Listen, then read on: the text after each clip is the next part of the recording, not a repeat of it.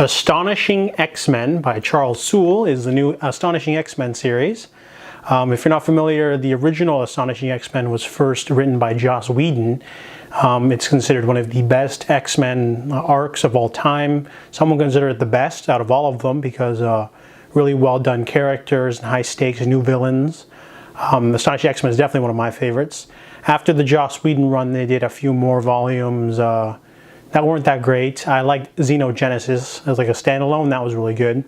However, the X-Men are back. So first one is pretty fast-paced. That's what I really liked about this series. The first 6 issues deals with a psychic attack on Psylocke.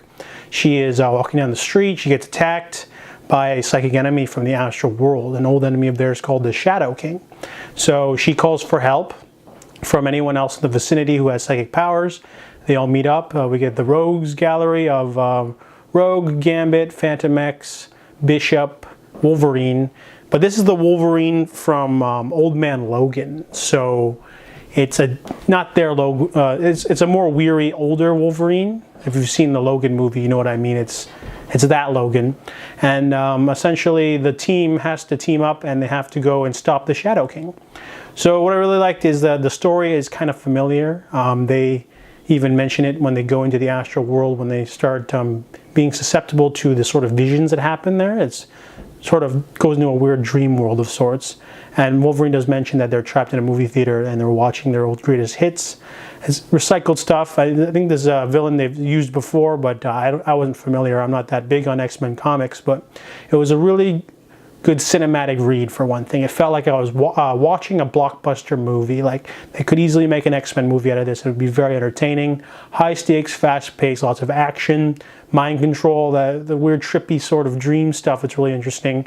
They also bring back an old character, which I enjoyed. Only thing I didn't like about Volume 1 is it doesn't complete the story. After 6 issues, it keeps going. So if you want more, you have to check out Volume 2.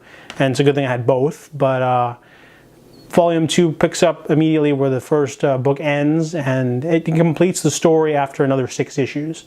So if you're a person that's like excited to get back into Astonishing X-Men and you pick up the first trade paperback and you're like, oh, you need both of them to have the full story. The artwork is mixed because they change art every issue, so I didn't really like that. I prefer when the story flows really well and the artwork is the same consistently for at least it's the best that you can do. Like 6 issues at a time, same art is good for me. One of the artists, I think in the first or second book, had a really weird cartoony thing, so I didn't like that. But other than that, the artwork's pretty fine. Characterization's pretty good. All of your classic X-Men people are back and they sort of dive into their histories a little bit. And there's a lot of tension and conflict in the group. So Astonishing X-Men by Charles Soule is pretty enjoyable. I'm not too familiar with his work except for I really liked his work on Superman and Wonder Woman, the DC Comics series where Wonder Woman and Superman have their own series involving their relationship and the different threats they faced. So I knew going into this new series that at least it would be semi-good because I like that one.